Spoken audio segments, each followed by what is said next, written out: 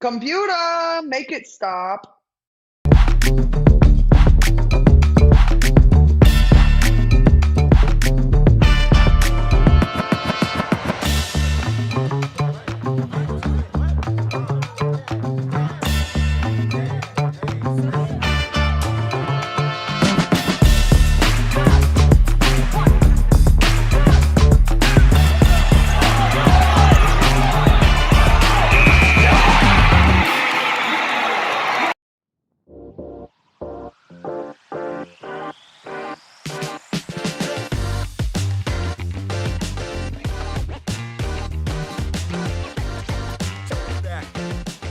What is up, you guys, and welcome back to PHNX Mercury's podcast. I am your host, Erika Day, joined by Wake Forest grad himself, Gil McGregor. How the heck are you doing, Gil?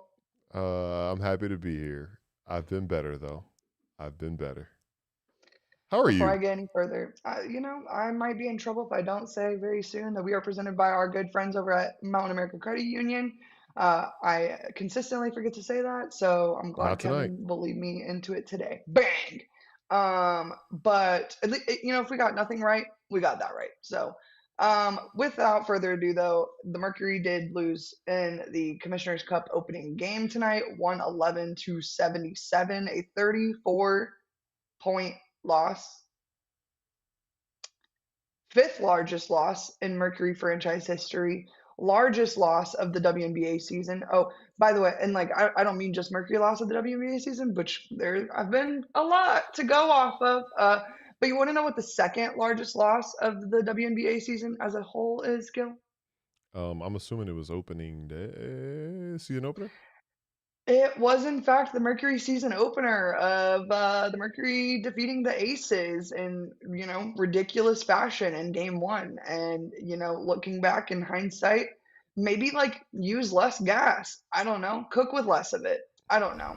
But this was a pretty devastating loss for more reasons than one. I think, to be honest with you, Gil, like the way I looked at it, this game coming into it today was like, this is a fresh start. You start 0-0 because this is the Commissioner's Cup. Yep.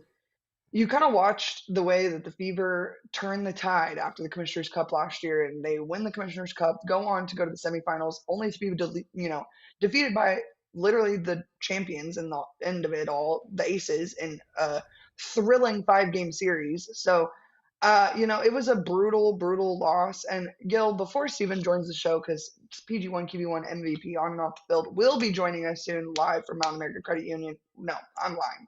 I'm totally lying. Mortgage Matchup Center. He will be joining us soon. But before we get into that, last week we had a post game show and we discussed, the player mentality during like a big losing streak like this and what your kind of thought process is in game and like how you turn the tides. But like what we didn't talk about was like after that, what happens when you break the losing streak or if the losing streak just continues, how, because this is a pretty, at this point, like we're 8 games into the season, if I'm not mistaken. I could be 10. wrong about yeah, okay, I'm right. But you would have hoped by now, on a 6-game losing streak that you turn the tides, but that's not what we saw tonight. We saw a team that came out a step slow. We saw a team that really wasn't playing with the same level of desperation as we saw in that game one versus the Las Vegas Aces. So I guess just from your perspective, like as a player, what is the mentality like to get out of this and how do you move forward when you are in a losing streak as bad as this one and you're capping it off with the worst loss in the season so far for any team? Yeah, we talked about. I think we used the word desperation on Friday after the loss to New York, and thought that was what we're going to see tonight. One of, if not the best team in the league, is in town. And you played them before, you let one slip away. The last time you played them on the same court in front of your home fans, your first time playing in front of your home fans in a while. And I expected to see desperation. I expected to see diving on loose balls and, a lot of just different things that you see from a team that hasn't won in a while. But instead, it kind of seemed like there was a sense of confusion. They seemed disjointed. There was frustration. All of the above kind of defined what went into it. And I think at a certain point, you kind of have to just like flush it all, because it does kind of seem like where they were right now, everything that's piled up, instead of fueling them to get right, I think it was just more frustrating and it's weighing on them. And when it gets to the point where it weighs on you so heavily that you can't play anywhere near the level that you want to play at, and I think that there's a conversation to be had about the level that they should be expected to play at and the expectations we should have for this group. But if it's weighing on you so heavily to where you just can't play your game, at a certain point, you got to say, look, flush it. It all happened behind us. That was the first 10 games. We got to focus on the next 10, because we can't, let the losing streak get to 8 or 10 games because we're so focused about the last ones we lost. So that's really kind of how it feels and what it boils down to me. Obviously, I'm not in their minds. I'm not in their huddles. I can't hear exactly what's being said. But I think at a certain point, and we've reached that point, it's just weighing on you so heavily, you can't even play the right way. Yeah, and I'm sorry, we're 10 games in, guys. Like this is at this point, like I feel comfortable enough to say we're a quarter of the way in the season. Sure, we've got one game left to play, but they're about to go on a 4-game road trip. Like this was the time.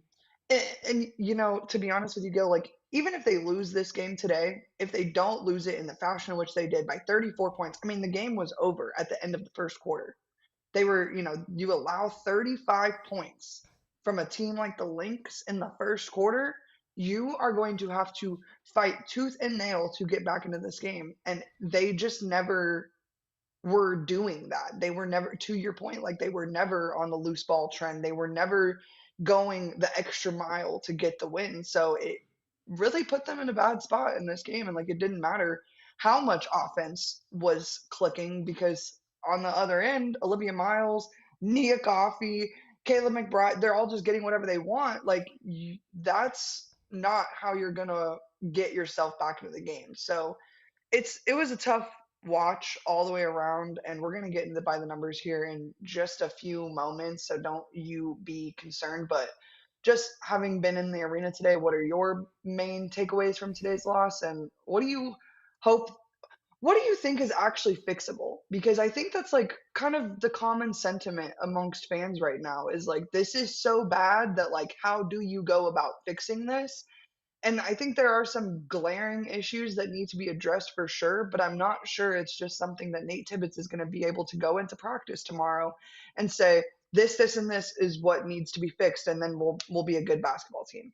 You mentioned the first quarter, and it was like you said, you give up 35 points in the first quarter, and 23 of those 35 points were from Courtney Williams and Olivia Miles, and that just boils down to what we've talked about all season, basically, or at least since the Golden State game, the point of attack defense. And I guess the part of is it fixable or not is, do you have the personnel? Do you trust your personnel to be better as far as that goes? So that's the first thing that stands out, because when you give up that many points, you have to talk about how you gave them up. But the other part of it was 10 points were off of turnovers, and it was 6 turnovers in the first quarter. I think Phoenix only finished with 14 turnovers, so they cleaned it up relatively, had 6 in the first quarter and 8 in the rest of the game. But those 6 turnovers, there was a common thread and a trend in the turnovers that I saw tonight and the turnovers I've been seeing throughout the season.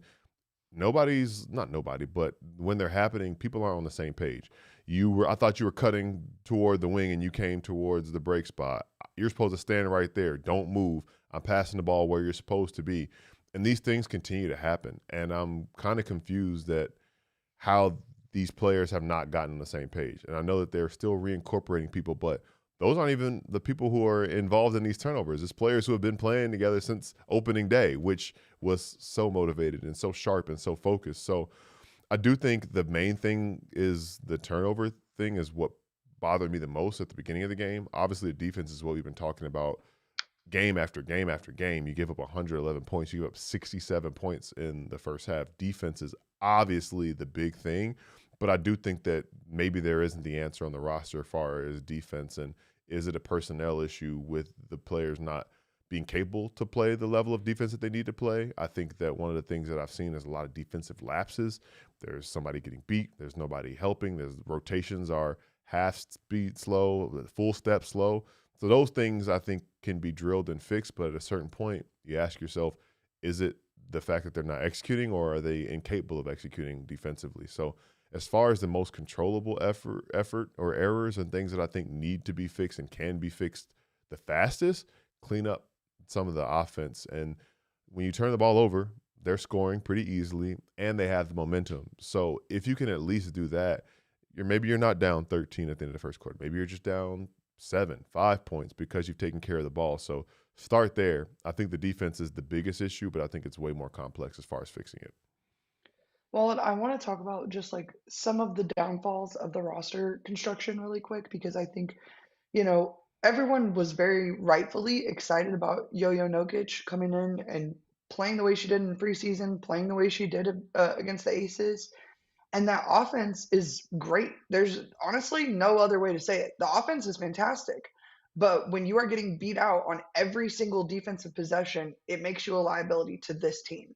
And it makes you a liability to what their game plan is. And so I keep seeing the same opinion over and over again of like, where's Yo Yo? Where's Yo Yo? Where's Yo Yo? And I'll be honest, Brochant put up probably a similar stat line to what Yo Yo would have done tonight had she started the game in place of Brochant, and Brochant did it without being a complete liability on defense. So that is your answer. There are only so many minutes to go around. And while, yes, it would have been fantastic to have Yo Yo's points on the board tonight, at some point she was going to have to step up and defend the likes of Olivia Miles, who was 7 for 9 tonight. Like, she had 19 points in 28 minutes. And like, she is extremely effective. You can't put a defender on her like Yo-Yo Nokic, who's going to get beat on every single drive that Olivia makes.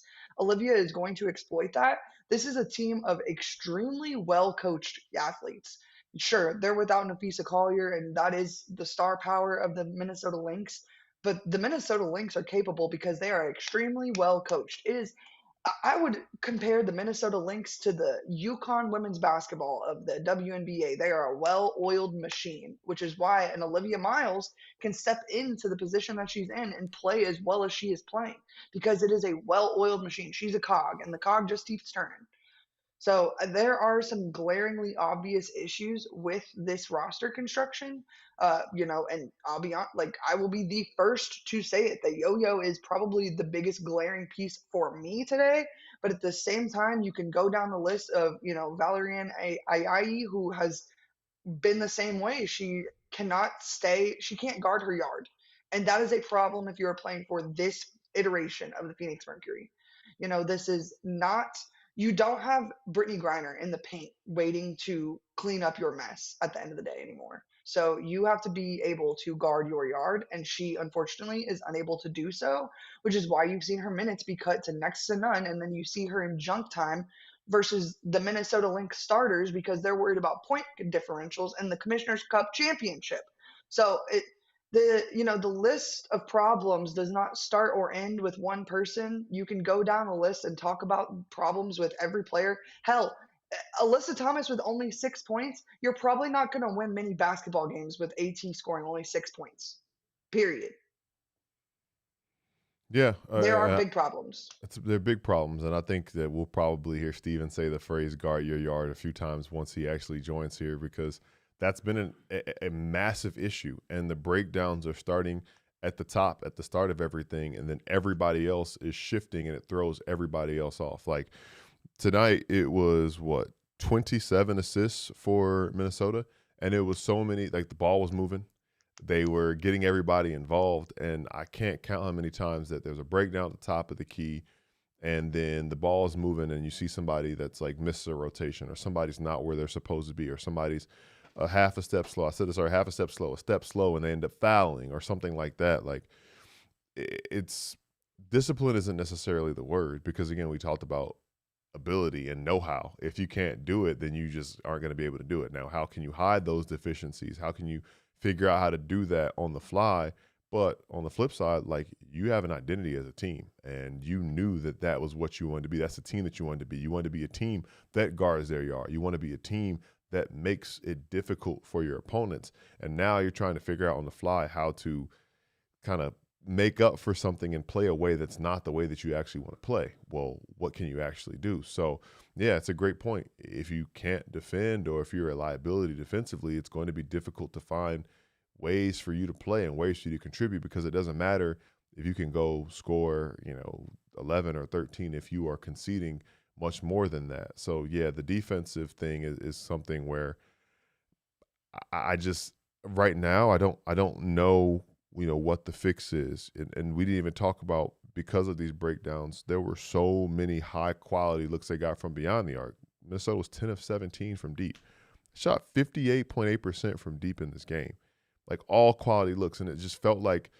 every possession was like, oh, lost somebody else. Up, that's going in. Up, high quality shot. Like I can't really think of very many. Like I probably could count on one hand the amount of possessions where I felt like Minnesota didn't get what they wanted. They weren't comfortable with what they got in those possessions, and that is becoming too common of a theme because there have been multiple games where we could say that. And the other part that we talked about it during the Sparks game, the last 60-point half that this team gave up not that long ago was sometimes these are professional basketball players.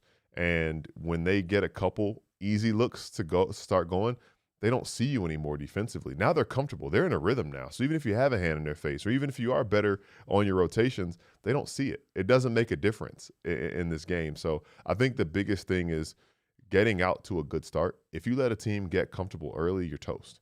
Like, what are you going to do now? This team scored 35 points in the first quarter, and they shot 72% from the field and 75% from beyond the arc. Like, even if they cool down, which they cooled down, quote unquote, cooled down, they were comfortable all night. And I think all it boils down to is just, playing with a sense of self, having some desperation and knowing who you are and looking in the mirror and saying, look, we cannot play like this anymore. Like, what is this?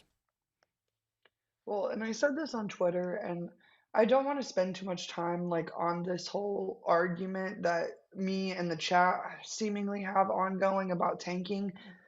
There is no world in which the Mercury can go back in time and start with zero players in free agency and then go after Asia Wilson, Abisa Collier, Paige Beckers, Jonquel Jones, Brianna Stewart, Veronica Burton. That's not real. They can now make a big move, but that doesn't mean that these problems are going to go away. Heck, they can make a really big move, and that does not mean that these problems are going to go away. I said on Twitter, it's time to call Helena Pueo. And look, I'm not going to sit here and say that a player that has literally never played in the WNBA is going to solve all of our problems. But a lot of the things that you just talked about, ball security and being able to guard your yard, can be solved with the likes of Helena Pueo. And, we brought back Monica Cole-McConney for that exact same purpose. It can't just be her that's, a solid point of attack defender. And yeah, you bring back Lexi Held. And listen, one thing I do want to say is like, shout out to the front office for doing the right thing there, because that really was the right thing in every single circumstance. Me and my roommate joked that Lexi Held got kidnapped in the middle of the night and taken away to a foreign land. And boy, is that the truth. And so the fact that they were able to bring her back, albeit the circumstances less than fortunate for Lexi Held, I'm sure Lexi Held is more than willing to come back to the warmth and lay out by the pool more often than just once a year when she gets to come visit Phoenix. So shout out to them for doing the right thing, but it's honestly time to do the right thing about a lot of other things. And again, I'm not, I just actually, let me do myself a solid here. We're going to go ahead and close the comment box because if I see the T word, I'm going to get sent into a spiral. And like, we don't need that on this podcast because we've, we've given factual information as to why that won't be happening.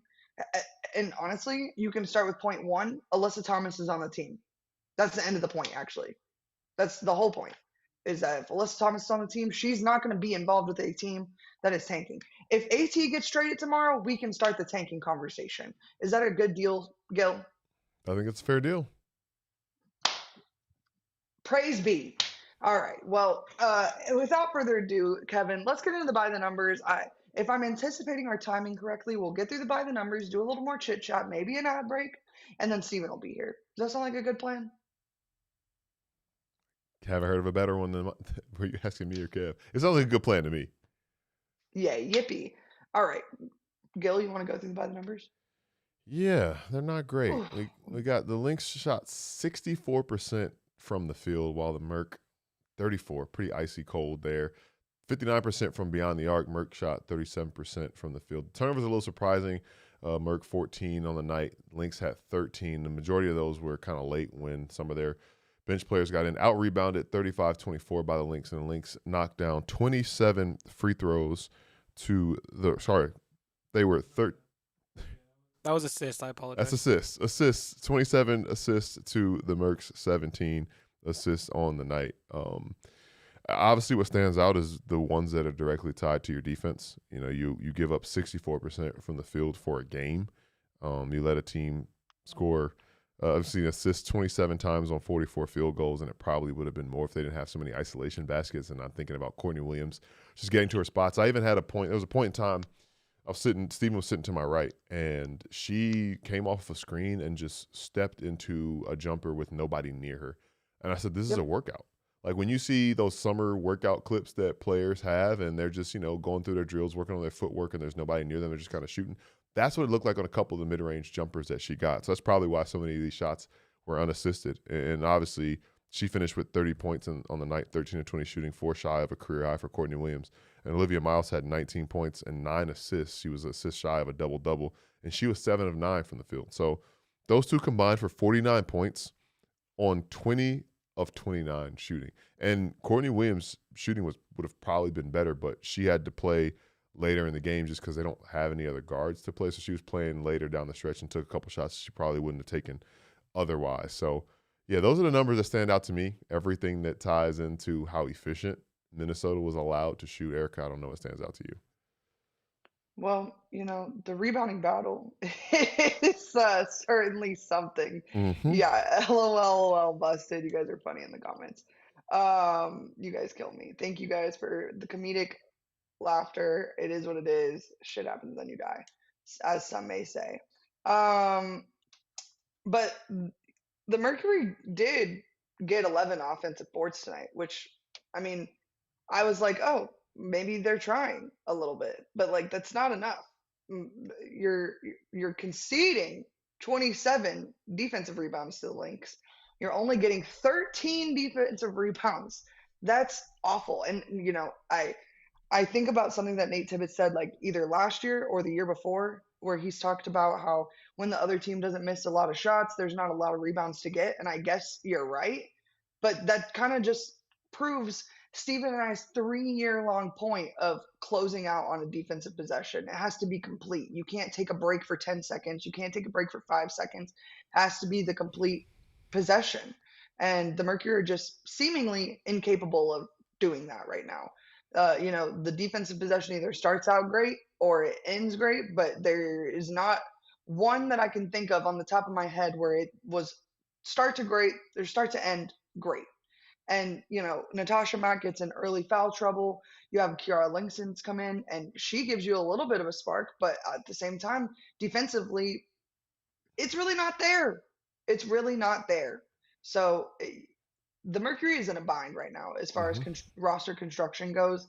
There is no immediate answer on this roster right now. At least with the way that everybody is currently playing today, right now, as you and I are speaking live on this podcast. Yeah. So I go ahead, No, I go. was gonna say I thought of when you mentioned that. Like it's tough because we went from a week and a half, 10 days ago, 14 days ago, saying we can just get this team to play 40 full minutes. And it's devolved from can you play 40 full minutes to can you play 24 seconds of good defense? Can we get one good possession? Can we string together good possessions? And that's tough defensively. You mentioned the offensive rebounds that they at least got 11. If I remember correctly, 3 of them came on one possession because I, again, remember Yes, I looked at yes. Steven. I said, did they just go 0 for 4 on this possession? And they went 0 for 4 on a possession. So there was that. And then there was a different stretch, I think, late in the first half. They had 3 air balls in one quarter. And I was in like, it's just like not even saying these things to rag on the team, but pointing out what factually happened. And all these different ways to just kind of point out that this is a team that's completely out of sync. Like there isn't really anything that I could think back to your point of like this was a good possession or this was a good stretch. Like there isn't anything that I'm thinking back saying, "Oh, this is clicking for this team. This is working." And that's what's rough and scary about okay, well, on one hand, yeah, if everything's bad, then everything could be better, but what are you hanging on to right now to say, okay, let's get more of that. Let's press this button a little more. Maybe this person can be more of a spark plug. Yeah, it would help if somebody doesn't get in foul trouble early. And yeah, some nights in the league, you just don't have it. But it feels like we're continuously having a conversation about why did not they not just have it?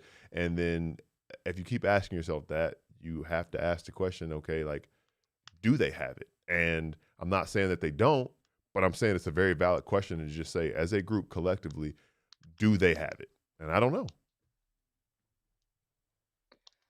You know it's bad when the Spot Track website won't even let you on the WNBA site, or like I can't see the Phoenix Mercury's stuff on there. Like I just want to see if one person is protected or not, but because I feel like it's honestly a big domino, but it won't let me in, and I'm not going to speak ignorantly. So I will just, oh, I'm going to save that conversation for later this week because we have another podcast later this week, and I'm sure we're going to be talking about super fun, exciting basketball for a second time on the PHNX Mercury podcast. Uh, no promises. I make no promises I can't keep, and I can't promise that. So, yeah, Knuckles the GOAT says it best. Spurs are playing as a team. Mercury are playing as individuals, and that is correct. Like, it's 5 people individually out there playing basketball, and that is not a winning recipe.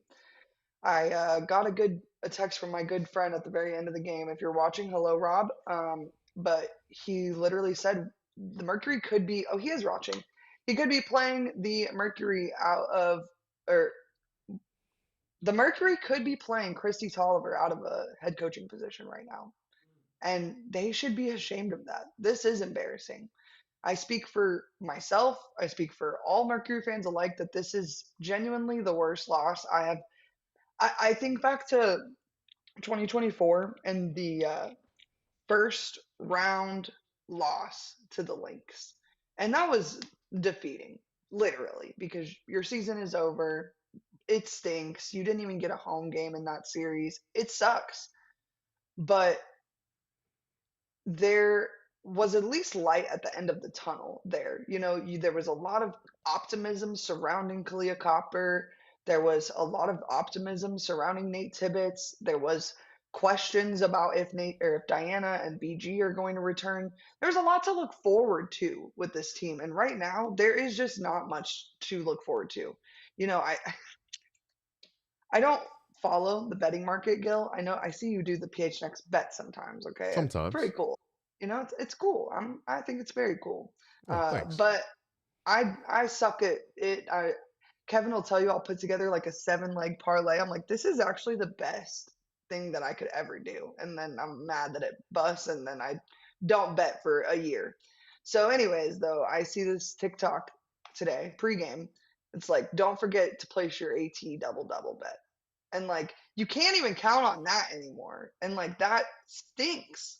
It just really stinks. So I hope you guys know in the comments, like, I'm not trying to make excuses for this team. There is no excuse to this type of loss.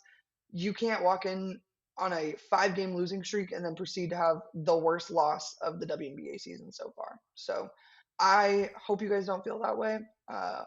But yeah, in the comments, I think it was Dylan who asked, oh, Sal Hazari protected players.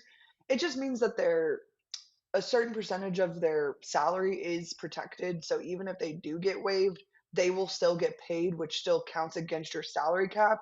So if you're trying to bring in someone else to solve a problem like this, waiving someone isn't going to be helpful if they are protected because money is still going to count against you on the salary cap.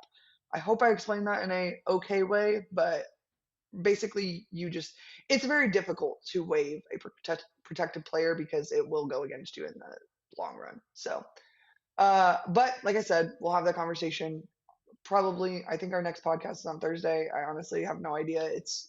I've been awake for way too long to know that answer to that question. So but we're going to take a quick ad break here on the PHNX Mercury podcast, and then hopefully Steven PG3 is going to be ready to join us and discuss what he heard in the post-game press conference. Be right back on the PHNX Mercury podcast. Guys, on the bright side, I at least get to talk about my good friends over at Circle K. I can't think of any way to, beat the lows of a bad loss like this, like stopping at a Circle K and getting your 79-cent Polar Pop or a 99-cent Froster. You've got generational deals going down at the Circle K right now. Honestly, I might need to go down there after this podcast to buy 2 get 1 free Monster 16-ounce. Even the new ones, the Circle K exclusives, which is pretty cool if I do say so myself. Or if you're not feeling the real sugar of a Monster energy drink, you can buy 2 get 1 free of the Celsius 12 ounces. Dude, the deals just keep going and going and going. Save 25 cents a gallon when you buy 3 Coca-Cola products. Dang, I'm really needing to go buy Coke at the Circle K. But never mind. Let me save that joke for after the ad break is over. But 2 Red Bulls for $6 each. You just get deals galore at the Circle K, and it really does help to bring a bad mood back up to God's green earth. You can join the Inner Circle for free by downloading the Circle K app today. Terms and conditions apply at participating locations. Visit CircleK.com for details. Mountain American Credit Union, the exclusive card of the Phoenix Mercury. You can get these elite cards from the Phoenix Mercury and Mountain American Credit Union as both debit and credit card options. Even better, take advantage of a special checking and credit card promotion for Phoenix Mercury fans. Get a $200 bonus when you open a Mercury credit card in a MyStyle checking account. There's no annual fee. Credit card options, low rate, cashback, or rewards card options are available. MyStyle checking accounts unlock extra benefits like telehealth access, loan rate discounts, and mobile phone protection. Mountain American Credit Union is here to help you guide forward on your financial journey. Get your Mercury card today and score your $200 bonus. Visit macu.com/Mercury200 to learn more. Insured by NCUA, membership required based on eligibility. This limited time offer expires December 31st and can be changed or withdrawn at any time. Terms, conditions, and exclusions apply. Loans on approved credit. Giffel Elementary, I am not a GM. I'm not the end-all be-all of every, answer to every question. But the Mercury is going to have to do something. They can't they can't sit on their hands for the next 3 months and hope that it's going to get better, because it's not going to. They're going to have to do something. So I'm really excited because sounds like Steven's about to hop on, but I don't think you guys should expect to hear any optimism from him, because I'd imagine he has very little of that in him right now. Steven, how the heck are you doing on this Monday evening? Confused among other things. But I'm good. I'm chilling. How about y'all? How y'all doing? How's everything been? It's actually been the best day ever, It's written all over the energy in this building right now. I can tell you that much. I feel it. We're just we're just happy to have you here. Earlier I said I have been better, but I'm happy to be here, and that is a start. And that has just gone up now that we can continue this conversation and have you be a part of it. Long time no see, by the way. Yeah, I know, right? I feel like I ain't seen you in ages, bro. I know, been a minute. I always have FOMO when I'm remote, and I know it's my own doing that I'm not there, but I do just feel left out. I'm like, dang, look at my friends up there having a fun time. Although I'm not sure how much fun was had today, so I guess you win some, you lose some in life. But Steven, your takeaways before we get into clips, what you think happened, what you went wrong, just your immediate takeaways from the press conferences with both the players and obviously Nate Tibbetts after the loss to Minnesota. Yeah, nobody's ducking or trying to shy away from the elephant in the room. And I think there's more than just one elephant in the room as far as that goes. I guess maybe one thing you could take away that's positive is that the same language is being used in terms of what are the points of growth that they can hit and the ways in which they need to go about doing that. There's at least saying they're aligned in the same things that they're saying. So that's a positive that they all don't have different perspectives It feels like they're aligned on what the mission is. But again, this is not a moral victories team. So it's cool that you're on the same page. You should be. You went to the finals last year. So that's like the shortest, most at the surface level thing that you could ask for in terms of functionality. You gotta start seeing some tangible moments. Like the New York 2 game slate was decent. It definitely wasn't terrible, but it didn't result in any wins. And this is a franchise, especially in this current iteration with the two best players at the top of it. Winning is the standard. Winning is what things wins and losses are going to be what things are assessed by on like 90% of your games. So they have to go and figure out ways to get a win. Just one to get that first domino rolling, but that you got to get out your own way. It starts with not beating yourself. I think Gil, we talked about it in our last episode, and I was saying they're their biggest opponents at this present moment because they keep stepping on their own toes. They keep kind of getting in their own way, and they keep just doing things that are not conducive to sustaining a certain winning level. And until you do that stuff, and until you choose to do it time and time again, you're just not gonna get the results that you're asking for or the results that your potential suggests that you can. And kind of to that point, I'll just go and speak.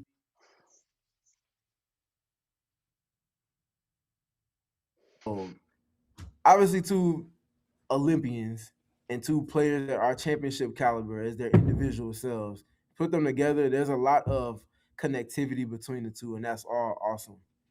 But I think everything is going to start to turn when those two get to a point where they're just doing all of the things that are not just being asked for from others, but they are kind of extra things. I feel like the situation they're in now, the team, they just need and just kind of take them to where it is they need them to be at. So, like tonight wasn't the best scoring game from Alyssa Thomas. Tonight wasn't the best scoring game from Kalia Copper either. But it's got to be more than just what the box score is suggesting. Like that, I feel like when you get to adverse moments, you usually lean into your pillars to not just show you the way, but get the execution level to where it needs to be. And I think together they haven't quite been to the level that them to be at as a tandem, just as an individual tandem, independent of the team. So they got a lot to figure out, and I think it's got to start with those two getting the first kind of things rolling. Everybody else will pick up off of that, but I think it can't get to where they're getting to where they want to be until they figure that part of it out first. So, Steven, one of the things that we talked about on Friday, we had a good conversation. Kev asked me about it, and then we talked about it on the show. It's just like being in that position. We know how fans feel when their team sees losses pile up, but how do the players feel? And before you got on here, Erika asked me what vibe I got based on just watching them there. And my answer was that it seemed like when we expected a sense of desperation from a team who has lost 5 straight and they just want to, kind of get past it and just do whatever it takes to get past it. My answer was that it kind of feels like it's had an adverse effect on this team and that they care a lot. They definitely care a lot, but they care so much that it's weighing on them and keeping them from playing at the level that we want them to play at or that they want to play at rather than motivating them to get over it. And I think that it's just kind of snowballing even more and more because these losses are piling up and it's such a frustrating spot to be in, especially given where they were. I don't know what your impression was based on what we saw, but the types of mistakes we saw, the types of effort we saw, for me, I said it felt like it was just everything that's happened is continuing to weigh on them. Yeah, it feels like it's compounding for sure. And I feel like it's compounding because it feels like there's a lot of these same type of instances happening over and over. So, um, team moves, well, not even team moves the ball. Team gets into the half court, team gets easy paint touch, team gets layup against the Mercury. Like I think that's the start point, the inflection point there. Then you get to a point where okay, you're starting to figure it out just a little bit in terms of containing an opponent's first thrust with your defense, and that's cool. But then the follow up is the ball gets to the second side. Two players are not sharp with their switching, and now somebody gets either a backdoor layup for an easy two, or somebody's shooting a wide open 3 pointer, regardless of who that might be. the terms in which that's coming on are not the ones that you want for those shots to come on with your defense. And it feels like there's just so many of those mishaps, so many of those kind of overreaction moments where it feels like there's either a lack of trust at times, or the players are just not communicating, or they're just not on the same page in terms of how they're kind of assessing things off the field defensively. And now it's starting to snowball into the offense in multiple pockets. Didn't feel like their offense really had much of any purpose at all tonight. Um, Actions you want to run, cool, but what's the objective behind the things you're running? If you're running an Alyssa Thomas and Natasha Mack pick and roll, that's all the best points per possession and context of play in the entire W, and it's been that for the last like 4 seasons. So that's awesome. But what else? Because teams are not just going to let her get to the paint. So what else are you doing in addition to whatever it is the primary action you're running to get the result that you're looking for? Paint touches, free throws, catch and shoot threes, creating closeouts to play off of, getting that first domino to fall. It felt like they really didn't make the Minnesota Lynx defense work to the extent that they have the potential to all game tonight. And I don't feel like that's something I've said all season long as far as the offense goes. Has it been the best? No. They haven't knocked down much of any of the threes that they've put up, and their attempts have been low. But it's felt like they've gotten paint touches when they needed to. That was not the case tonight. I feel like there was a lot of times when Minnesota was just chilling in the defensive position that they started the defensive possession on, but maybe 5 steps. But there was nothing for them to react to because Mercury couldn't get that first kind of domino to fall and make them make extra decisions. That stuff is all kind of compounding, and I think that's the danger zone right there. If you're just not to the level you need to be on both ends, that's cool. But are you letting both sides of the ball impact the other? And I think that's the kind of trajectory they're heading towards now. And they got to nip these things in the bud and quick. Before you got here, we kind of talked about how the way the roster is constructed, like there are points sitting on the bench right now, just blatant points. But the fact that there has been a blatant inability to unquote on everybody's quote of guarding their yard makes it really difficult to balance the minutes evenly in a way to where there's a consistent amount of points and a consistently good defense on the floor. And so Nate Tibbetts has had his work cut out for him. I'm not sure, like, I don't want to speak too much in hyperbole because obviously we have another show this week and I'm sure we're going to be diving into this in depth more and more as the week and season goes by. But like from your perspective, like is this an execution thing or like is this there is not the personnel on the roster right now to complete the Gil said this before you got here, like they're trying to they have a brand of basketball already. They've established the brand, but they're kind of trying to play to a different brand right now because that brand doesn't seem to be working out for them right now. So, how do they get back to that brand if it's not execution? For me, it is execution. If you tell me, if you close your eyes and you tell me that a roster has Alyssa Thomas, Noemi Brochan, Valu Ayayi, Monica Cole Makani, Lexi Held as their point of attack faction, I'm telling you that's a top 5 defense in the W.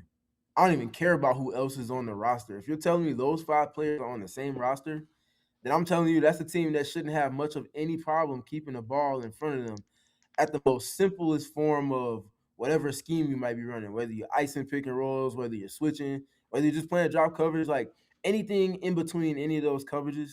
If you're telling me those are the 5 players that you're working with at points of attack, regardless of who the matchups might be from Asia Wilson to Olivia Miles, like yes, those players are going to get theirs because that's just what they do. But what are the terms in which they're getting those on? Are they getting those easily? Or are you making them work for those? Like it's the are you making them work for those part that's just not happening. Like how many like just look back at tonight's game. How many times did we see Olivia Miles walks to the paint doing the Statue of Liberty getting to her layups with like minimum if any resistance? And then imagine that happening 5, 7, 10 times over the course of a game. Like that just can't happen when you have the defensive personnel that this team has had all season long, even without Monique being around, maybe being as comfortable as she is now, even with Valu not starting the season comfortably yet. Like even with Lexi just now coming back, like they've had enough defense to be better than what they've shown to be so far. And that's why I continue to harp on the execution part, because they have individual pieces that should be able to work greatly independent of anyone else and just simply guarding their yard regardless of scheme. You put that with having 2 to 3 other players that are more than capable of doing that as well. That's why I said I'm confused to start it off, because they just haven't had the things that they should naturally, innately have, even in this early portion of the season so far. Steven, do you want to go ahead and get into the clips from the press conference tonight? Yeah, I talked about feeling like the offense didn't really have intent or purpose behind the actions that they were running tonight. I got to ask Nate Tibbetts about his perspective on that, and here was everything he had to say about what he felt was lacking on offense. Yeah, there wasn't a lot working all night. We were a step slow. We didn't do a great job playing to the second side. Yeah, it was a tough one.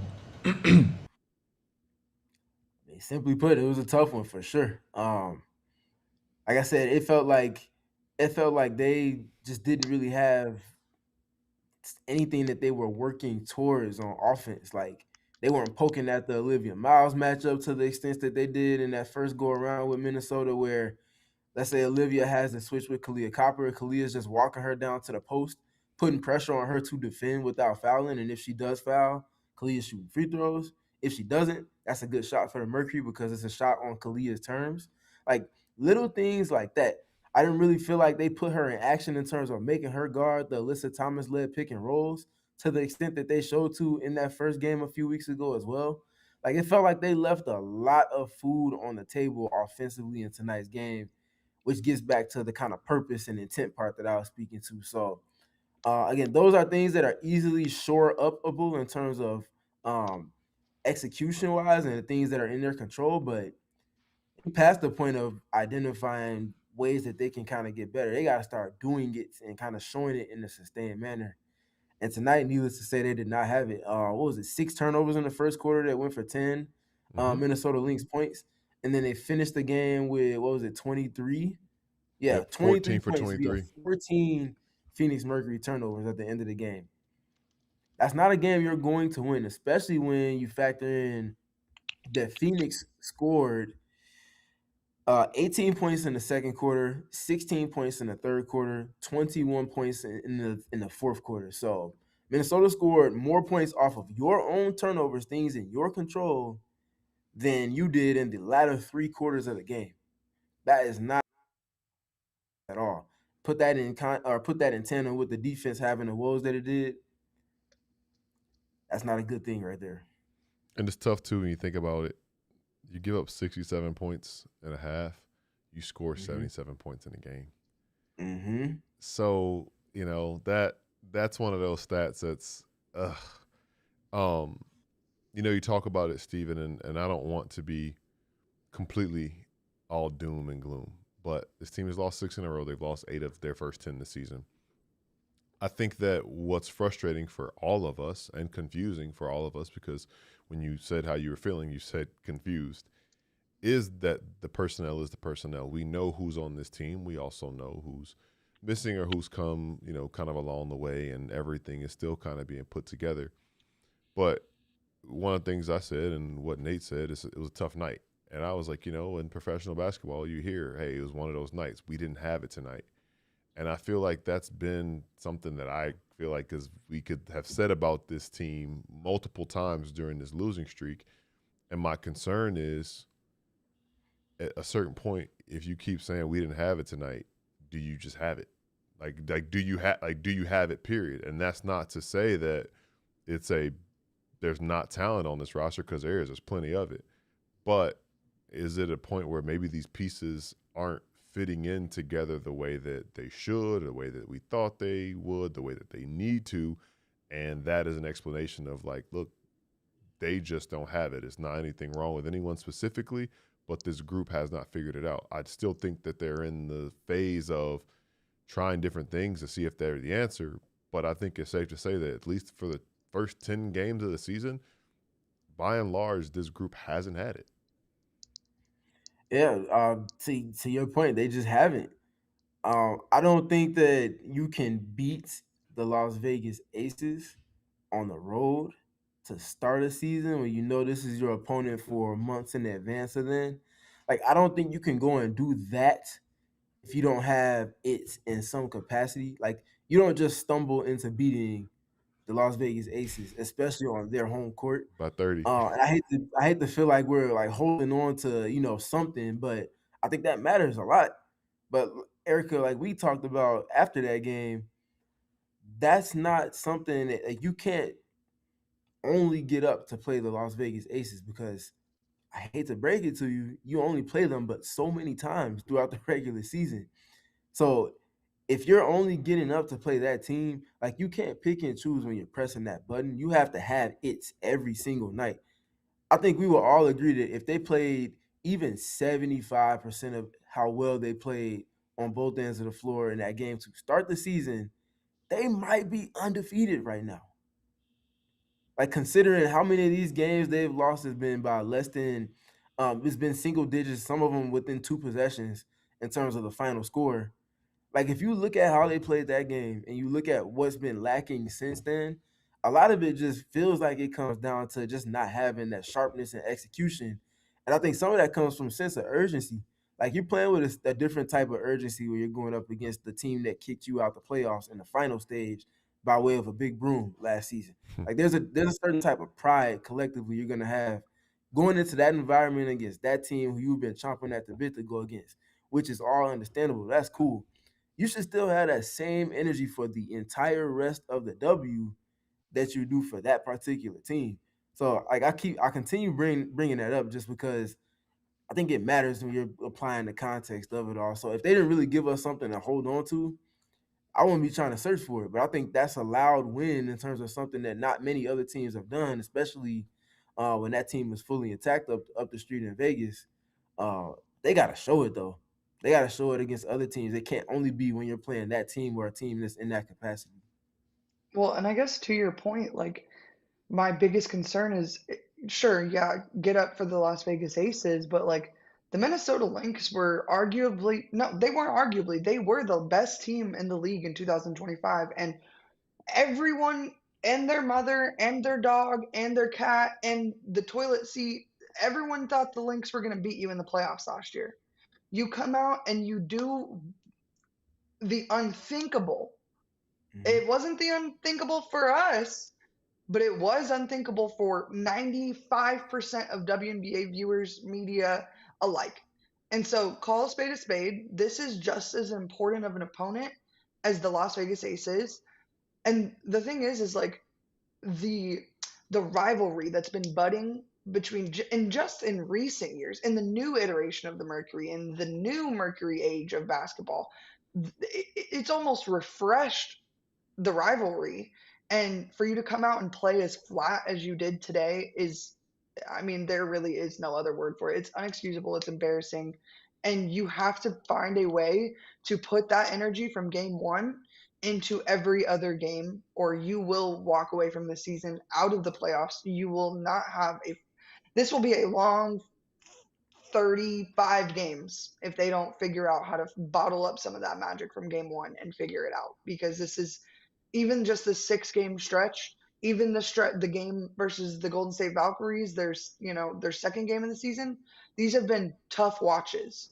And this was the worst of them all by a landslide. I mean, that I think the third quarter versus New York, obviously the first third quarter versus New York obviously stands out loudly, but this game as an entire 40-minute stretch has been their worst performance of the season. And you can't, blow and float about coming home and then have your worst performance of the season in front of your home crowd in the first game of the Commissioner's Cup. And that's what I told Gil before you got here. Like, this was a fresh start. You were 0-0 walking in today. And like you could have been 1-0 in at least one fashion today. And you showed up a half ass version of yourself. And that's not good enough in this league that is as good as it is. It doesn't matter if Nafisa Collier isn't playing. I Minnesota is a well-oiled machine. You have to play to your best to be able to beat them on any given night. Not just if you're the Phoenix Mercury and went to the finals last year. This is every team across the league. So it's looking rough for the Mercury right now. Yeah, that's definitely a way to put it for sure. I know I listened to Cheryl Reeve talk about what she was expecting from this team being the Mercury in pregame, and she said she didn't think there was going to be a team that would play more desperately in a complimentary fashion, obviously, than the Mercury would, being back home, having lost 5 games in a row at that time. Obviously, coming off of a road trip that didn't go the way that they hoped for it to. Obviously, being just applying all of those things, having already lost a game to this Minnesota Lynx team this season already too. Factor in the Commissioner's Cup and the magnitude of that as well. Cheryl believed that this team was going to come in and play desperate, and she felt like they were going to, and I quote, play desperate and give them their best shot yet. That's not what we saw at all. I think Nate mentioned it in maybe the next clip. I can't remember. But I know he says at one point during post game that this one was he felt like even though they've been on a losing skid, that they've played with a certain type of effort that suggested, okay, we just don't have it yet, but there's still good intent, there's good energy, there's good effort behind the things we're doing. He said tonight wasn't it. Tonight they just did not have that in particular. And I think again, if we're talking about pressing red buttons and whatnot, that's probably the most alarming thing of any right there. Now Nate did also say that he's confident that they will figure it out, but he didn't shy away from the execution. He felt like it was more that they were lacking than just the execution part of it all. Well, before we get out of here, you guys want to look ahead just a teeny tiny little bit before this road trip. I know we have a podcast, I believe, on Thursday, and I probably should check that before we get out of here and lie to the general masses because You're that not would be lying. rude. Oh, I am lying? You're I'm not No, telling you're you. lying. not lying. You're telling truths. Thursday, 5:30 p.m. Arizona I'm time. telling you, Mercury after podcast live. I Be would here. say 9:45 p.m. I don't know my right from my left, so I'm glad I got something right. But yeah, we'll be live on Thursday, so there will have been one Mercury game have been played by then against I'll just say it, a team that hasn't been playing their best in the Seattle Storm. Obviously, they've got Flau'jae Johnson in the draft this year. They had quite a bit of roster shuffling around in the offseason, so a completely different Seattle Storm team. Obviously, a new coach was brought in. You lose Gabby Williams. You bring in Natisha Heidemann. Um, heck, Stephanie Our Dolson. fan is back, Our fam. back Yeah, thank stateside. you. I literally, as soon as I said Seattle Storm, I was like, oh, Allah, and then boom, I blame myself. So, anyways, but yeah, completely different team, but they haven't been playing their best stretch of basketball. So, definitely, in my opinion, a winnable game for this team. A game that at this point they need to go out and get. They need to hunt the win on the road, especially to start this road trip. You got a 4-game road trip where you start in Seattle, you then go to Portland, who Portland has the ability to just admit their will onto you. And once they start clicking in a game, it's hard to stop them. We already know what happens in Golden State, and then they wrap up this 4-game road trip in Dallas, where the Wings are capable of putting up 150 points on you literally if you blink. So, it's a long road trip that needs, in my opinion, to start with a win in Seattle. No Yeah. disagreement there. Wednesdays are gotta have it. That is the point that they're at now. You need something to work in your favor. This has nothing to do with Seattle. I want to go independent of whoever the opponent is because the Mercury are not in a position to be looking past anybody. It's all about the woman in the mirror at this point, collectively as a team, looking at yourself, going out and doing the things that you need to do, sustaining your execution to a level that allows you a chance to win a game, and going out and actually doing it. It's never been a question of if they are capable of it. It's just a matter of are they actually doing it. You have to go and do it on Wednesday. You have to start that road trip with the win. Anything after that, we'll see about it after we get the results from Wednesday's game.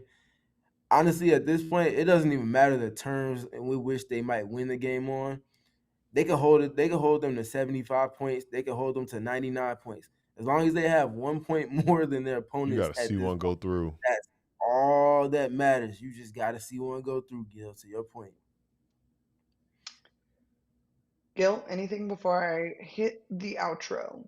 No, I was gonna say. I mean, that's it. Like, it's gotten to the point where, listen, I recognize that you learned some things to not do during this skid, but at this point, you can't let it weigh on you anymore. You got to just kind of clean the slate a little bit to a certain extent and say whatever it takes to get a win, whether that's play desperate, whether that's play as if it's game one of the season, whatever it is, whether it's a high-scoring game, a low-scoring game, somewhere in between. This is like a different level of desperation.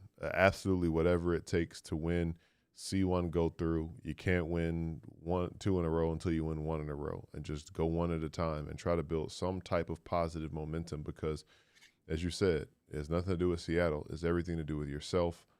Figure it out, get it together, because I do think that it feels like a huge turning point, a huge point of inflection that, like, if you lose this one, things really might unravel. Not to say that they aren't right now, because I don't think they are yet, but I think that things could really start to unravel if you don't find a way to get a win on Wednesday.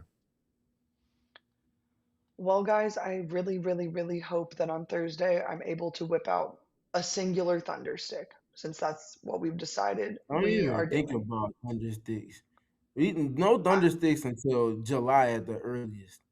I don't care if they won. If they Suspended. win the next 10 straight games between Wednesday's game and the end of June, no thunder sticks can even be that. Can It's you just let me redacted. have some fun? This is some unfun nonsense That's a right now. free This is ad. No, unfun. ain't no fun right now.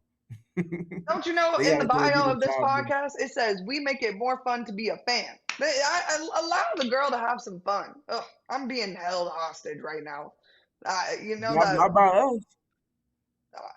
You know the people, the girl from Arthur in the video or the meme where she's stuck behind the fence. That's how I feel right now. I'm stuck behind the DW, fence. the girlfriend. Yeah, thank you. Like a horrible. Anyways, guys, I really want to say thank you all for being in the chat today. Be sure to leave a like, thumbs up, 5-star review wherever you get your podcast. I'm pretty sure that we got a member during the show today, and I have lost it. Where did it go? Oh yeah, Cool Cool bro. Shout Bro out Cool Bro. 297.